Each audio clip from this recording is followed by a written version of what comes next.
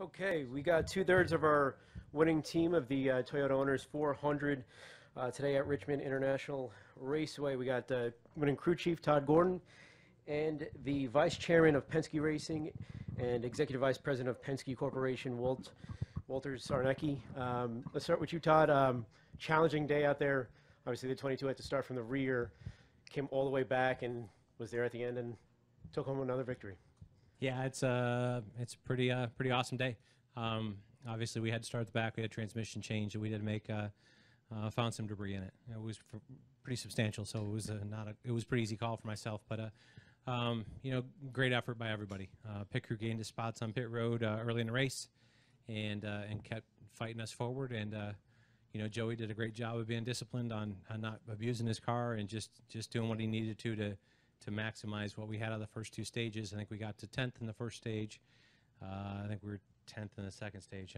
But you know, just it's a hot, slick racetrack, and nobody's car was good.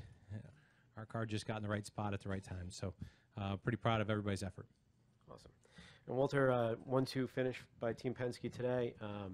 Maybe talk about your team and Joey winning on a milestone start. Is their 300th? Well, not only was it a 1-2 finish today, but you may know that we finished 1-2 last night at Phoenix. So this is a very, very special weekend for us. I was reminded, just as I was walking over here, of a race, I think it might have been in the mid-'90s, when we raced here on a Saturday night, and Rusty Wallace won the race, and we went to Mid-Ohio the next day and won the IndyCar race. So this is truly a special weekend. But I thought Brad in the Detroit Genuine Parts Ford was just magnificent all day. As Todd said, the 22, and he made a fabulous call there with 60 to go to put Joey in the position to prevail there at the end. But that 2 car was really strong all day long. Great on long runs, as everybody was able to see, and I think that's a testimony to the preparation, you know, of our team. So, so to finish 1-2, it's pretty gratifying. Awesome. Well, thank you guys. Congratulations again. We'll open up 2 questions now for our championship-winning team. Any questions from the press box? No questions. Who said that? No questions? Okay. Paul? Paul Woody, Richmond Times-Dispatch. What was the call with 60 to go that was so crucial? Well, that's when he came in and started the. Well, we jumped the pit cycle. I looked at it, and if you looked at it when we went green, we had a, you know, you looked at it, and when we had the last caution, I think we had 144 to go. I think when we took it, so we jumped ahead of the cycle. I think everybody felt the cycle be at 320. It was actually about, I guess, at 315 we came to pit road and started the short pit cycle. That bought us a little track position, and then obviously we, you know, I was looking at it saying that we typically have cautions at the end, so our split there didn't need to be 72 to split 144. It needed to be splitting up about 110, because I thought we'd see a caution with 35 to go. That's somewhere 20 to 35 to go seems to be where we see cautions here, and we had multiples. Jim? Yeah, that was my mathematical error. I'm sorry. It's 85 to go. It's all good. Yeah. Jim, up front here.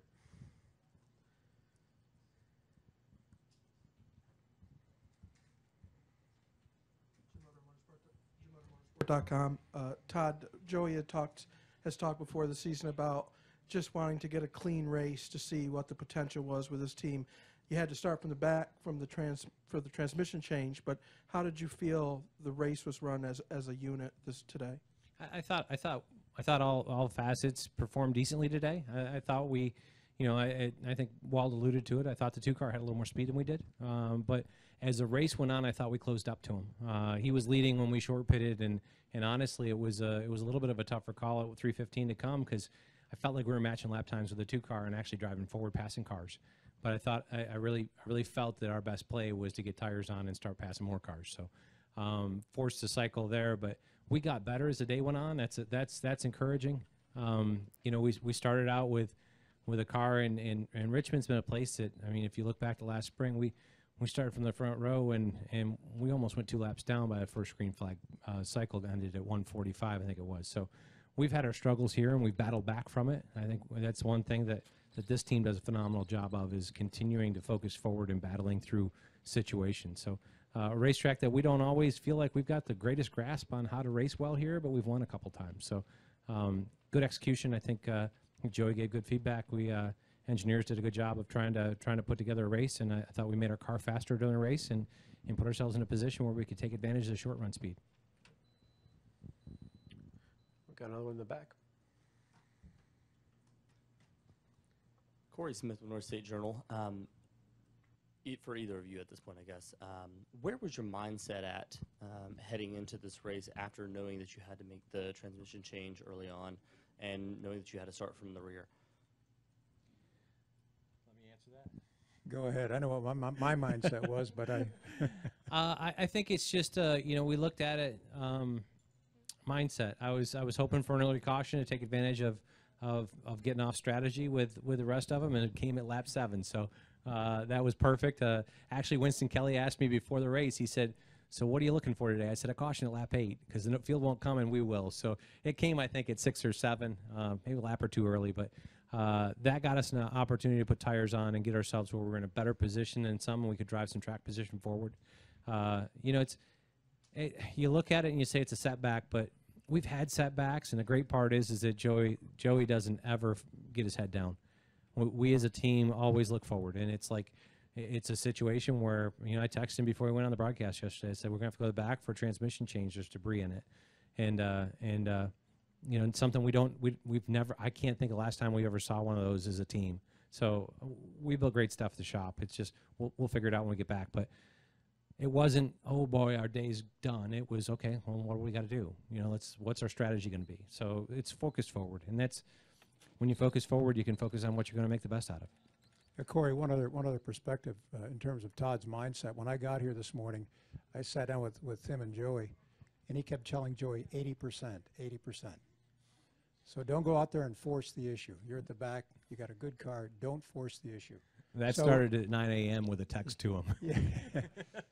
Because he doesn't run that 80% too often.